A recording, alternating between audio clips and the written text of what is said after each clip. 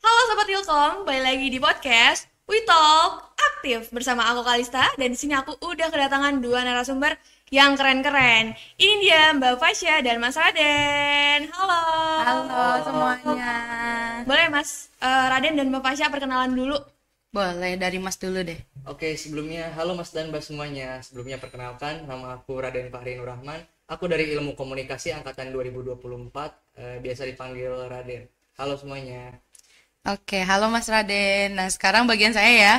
Halo semuanya, nama saya Fasa Isam Aulia. Aku dari Ilkom angkatan 23. Kalian bisa panggil aku Pasa. Oke, halo Mas Raden dan Mbak Fasya. Nah, di episode kali ini kita bakal ngulik kehidupan mahasiswa Ilmu Komunikasi PSDKU Pangandaran di topik yaitu Ilkom in Action. Nah, kita akan mulai dari kehidupan kampus dulu nih Mas Raden dan Mbak Fasya. Boleh. Kadang kan orang nih mikir kuliah di Ilmu Komunikasi ini ngapain aja? Apa cuman ngomong doang? Atau kita harus cuma bisa tampil di depan umum atau cuman presentasi aja? Nah, menurut Mas Raden dan Mbak Fasya, kita nih di Ilkom nih ngapain aja dan gimana sih, seru atau enggak? Oke, mau dari Mas atau dari saya dulu nih? Boleh dari Mbak Fasya dulu. Oke, dari saya dulu ya. Dari yang seru di Ilkom, mungkin dari namanya komunikasi gitu ya. Jadi semua orang pasti mikirnya, oh setiap hari mungkin belajarnya terkait tentang komunikasi gitu. Terus ada ilmunya kan, jadi kayak aduh teori banget. Padahal enggak, menurut aku kita masuk ilmu komunikasi itu suatu hal yang sangat seru banget. Karena mungkin sebagai orang yang ekstrovert kayak aku, masuk ke Ilkom tuh kayak nemu dunia aku sendiri gitu loh. Sampai akhirnya aku belajar lah sudah hampir 2,5 tahun ya, aku di sini hampir 3 tahun gitu, dan aku ngerasa kayak seluruh matkul dan juga bentuk pembelajaran yang ada tuh emang sesuai gitu.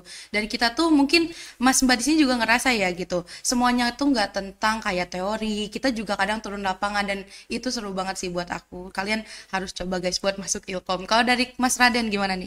Kebetulan memang sependapat ya kan dengan pendapat Mbak Fasya, yang dimana kan mungkin aku agak sedikit berbeda ya, karena aku tuh tipikalnya orangnya introvert ya, dimana mungkin untuk belajar komunikasi itu sendiri memang aku udah emang niatin dari awal ya, memang bagaimana cara komunikasi yang baik dan benar. Dan memang ternyata karena memang aku sudah setahun berkuliah di ilmu komunikasi PSDK Unpad Pangandaran ini sendiri, ternyata aku tuh merasa ternyata di kuliah di Pangandaran di komunikasi ini bukan hanya tentang belajar ngomong doang bla bla bla bla bla segala macam, tapi ternyata memang ada terjun ke lapangan, mungkin belajar tentang fenomena sosial, isu-isu yang ada seperti itu. Oh iya, sama ini Mbak tambahannya, mungkin karena kita di Pangandaran ya, kan ilmu komunikasi PSTK tuh lebih diperuntukin buat pariwisatanya. Iya, Nah betul. itu seru banget. Jadi guys, kalau misalkan ada yang bilang ilkom PSTK healing tuh itu benar banget, karena kita beberapa kali mata kuliahnya tuh studi kasusnya tuh terkait tentang Pangandaran dan pariwisata yang ada gitu. Oke, ternyata di sisi lain kita fokus belajar, kita juga bisa sambil liburan, bisa sambil langsung Betul. healing karena kita Iya, dekat dengan pariwisata. Nah, ngomong-ngomongin soal belajar, tentunya kita kan ketemu sama dosen dan ada beberapa matkul dalam satu semester ini. Nah, menurut Mas dan Mbak ini, ada nggak dosen atau mata kuliah yang paling berkesan gitu, yang sampai kayak, aduh ini seru banget, sumpah kayak gitu? kalau dari aku sendiri kali ya Mas, yang menarik banget itu mungkin Mas Mbak di sini juga udah pernah, itu komunikasi lintas budaya yang festival budaya itu seru banget gitu. Karena di angkatan 2023 ini baru pertama kalinya di PSTKU kelasnya tuh dibagi dua, jadi ada 2 negara. Tapi dari sana aku juga ada sedikit concern di mana takutnya tuh kayak kok jadi beda kelompok ya, takutnya mecah. Ternyata enggak guys, meskipun 2 negara tapi kita tuh masih satu sama lain ngebantu, dan itu kerasa banget bonding. Dan terlebih mungkin kita masuk ke lingkup Jatinangor ya, jadi kita bisa lah sehari atau seminggu merasakan jadi mahasiswa Jatinangor gitu. Kalau dari Mas Raden gimana nih? Iya, setuju sih. Kalau buat mata kuliah sendiri itu sependapat dengan Mbak Fasa, yaitu menurut aku sendiri ada di semester 2, yaitu komunikasi lintas budaya ya, dimana kan kita tuh nggak cuma belajar tentang teori perbedaan budaya, namun itu tuh kita juga ada praktik nyatanya berupa merancang tugas akhir berupa merancang festival budaya antar negara, yang itu sulit banget sih menurut aku. Nah, kalau tadi ngomongin yang seru, sekarang aku mau tanya, ada nggak sih project-project yang bikin ternyata chaos banget, atau enggak, aduh ini kayaknya pusing deh, aku nggak mau lagi ketemu mata kuliah ini, atau aku kayaknya, aduh ini nggak bisa deh aku kayak gitu. Ada nggak kalau misalnya dari Mas dan Mbak ini? Mau dari Mas Raden dulu nggak? Mbak Fasa dulu deh. Aduh, Iya, boleh. selama udah 5 semester di sini yang paling nggak mau dan aduh cukup menguras tenaga itu dari aku sendiri metode survei. Itu kalian dapat ya di semester 3 kan? Iya, Iya, betul iya, survei.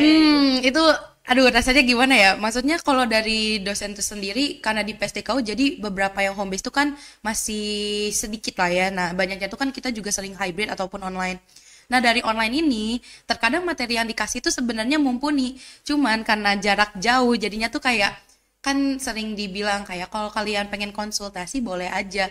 Tapi kan kalau dengan jarak jauh jadinya agak sulit gitu. Terlebih dosen kan nggak 24 jam per 7 bisa kita chat kan dan itu sumpah sulit banget. Itu sampai bingung entah saya nggak bisa mahamin atau emang bobot materinya itu susah banget gitu. Itu susah banget. Terus yang kedua ada sih kalau aku status juga statistika sosial lah. Kayak sosial. Saya nggak mau walaupun udah di semester 5 menuju skripsian tapi saya anti sama kayak gitu belum bisa beradaptasi guys dan kalau bisa nggak diulang dan alhamdulillahnya nggak diulang. Alhamdulillah. Nah, kalau dari Mas Radin kayak gimana nih? Kebetulan memang hampir sama sih ya, yaitu ada metode survei ya yang sedang aku alami juga sama statistika sosial yang dimana kan itu tekniknya itu juga berupa analisis kuantitatif yang dimana itu kan hitung-hitungan mulai analisis variabel, hipotesis dan lain sebagainya. Namun mungkin aku ada tambahan mata kuliah yang menurut aku itu sendiri agak wah gitu. Kebetulan memang selain seru tuh yang sempat aku tadi sebutin itu ada komunikasi lintas budaya karena memang kan waktu perancangan tugas akhir itu kan emang wah hektik banget sih, kita harus ngumpulin orang tuh emang susah banget, ngumpulin teman-teman sekelas itu bagaimana, wah keluh kesahnya pokoknya susah senang tuh dapat ya. Iya, ternyata dari mata kuliah dan proyek-proyek yang dilakuin sama mahasiswa tuh banyak banget jadi pembelajaran tentunya bagi kehidupan kita sehari-hari.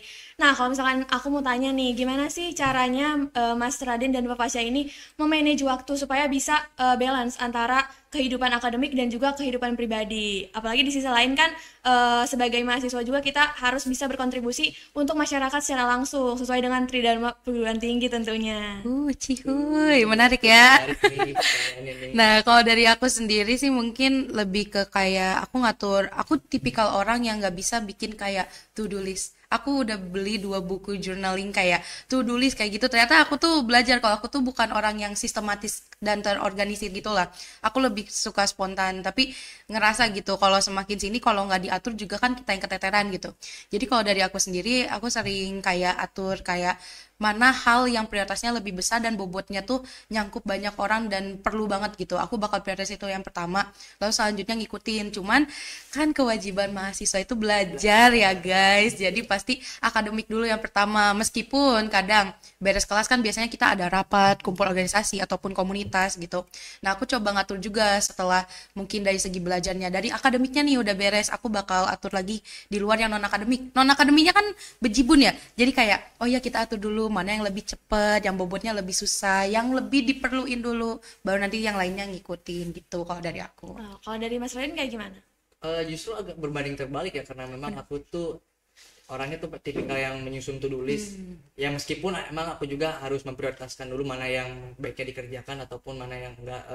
Tapi ya memang kalau dari aku sendiri memang harus mengatur jadwal dulu mana yang memang sesuai dari kemampuan aku sendiri.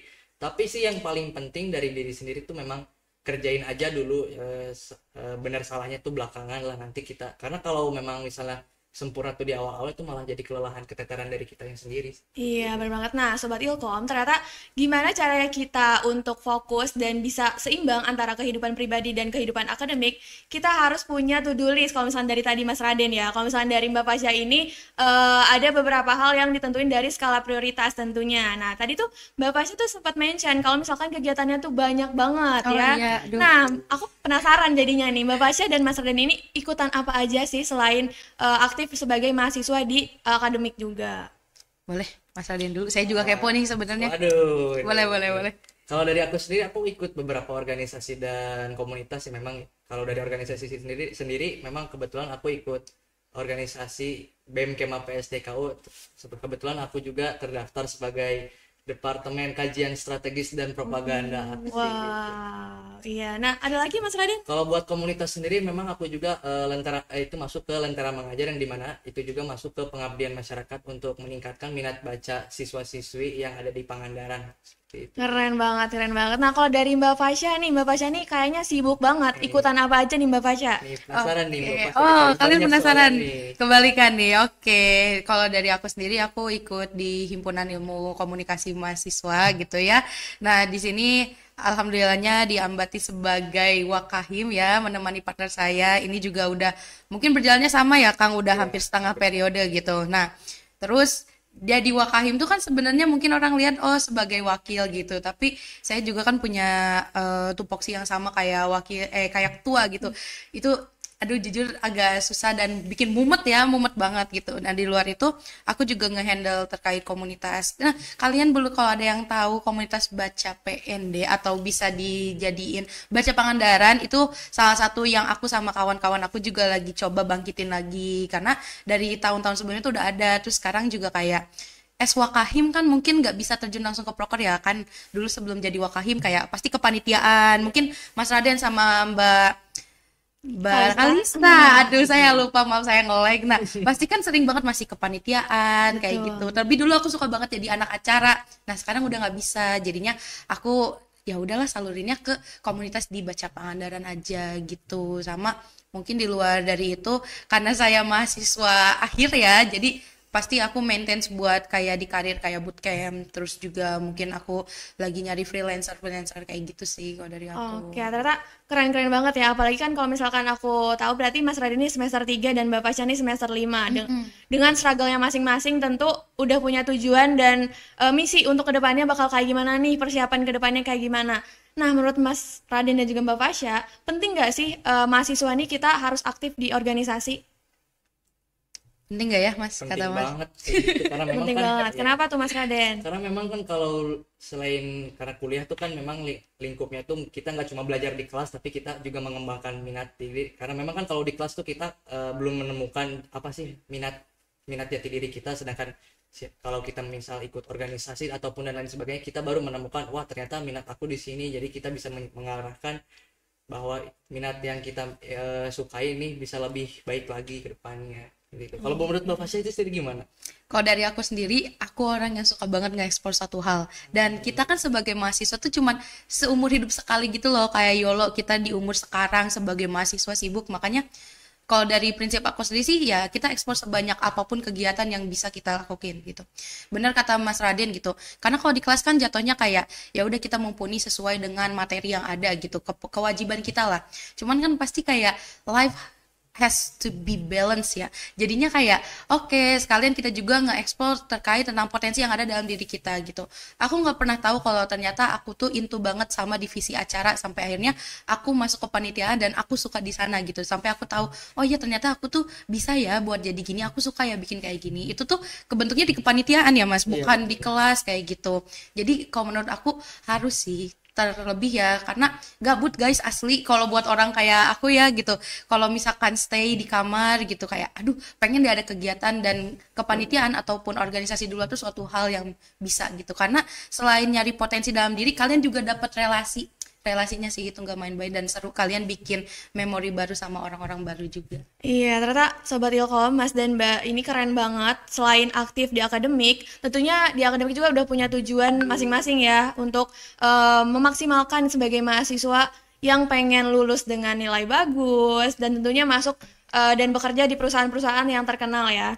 Nah, kalau misalkan dari sisi pendukung dari fasilitas, entah itu dari dosennya, menurut Mas dan Mbak ini di ilmu komunikasi PSTKU Pangandaran ini kayak gimana sih dari segi dukungan secara fasilitasnya?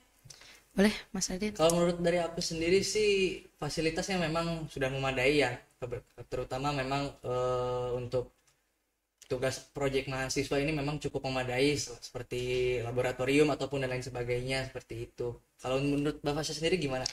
Kalau dari aku sendiri sebenarnya udah memadai ya dengan kapasitas orangnya juga menyesuaikan kan kita nggak sebanyak yang di Jatinangor dan kalau dari aku dari segi lab kelas itu udah aman mungkin terlebihnya di dosen kali ya kalau aku karena beberapa kalian masih ngerasain ada kelas online gitu nggak? Iya. Masih. Ya masih. Nah yang dirasain sama angkatan 23 tuh ketika mungkin lebih banyak online minat kita untuk kuliah tuh jadi ikut kayak agak menurun juga ya kan kayak aduh kok kayak zaman COVID gitu ya cuman kan kita juga harus menerima keadaan gitu ya seenggaknya kita dapat ilmu cuman kita juga berharapnya semoga lebih banyak offline-nya gitu. Selebihnya sih udah aman banget ya.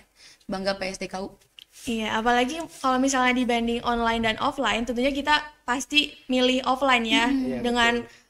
suasana yang beda dan misalnya ambience juga berbeda dengan online. Apalagi kan kalau misalnya online nih Mbak Fasi sama Mas Raden emang se-prepare itu kalau misalnya online atau emang ya udahlah yang penting atasnya dulu aja yang kelihatan di kamera atau kayak gimana nih?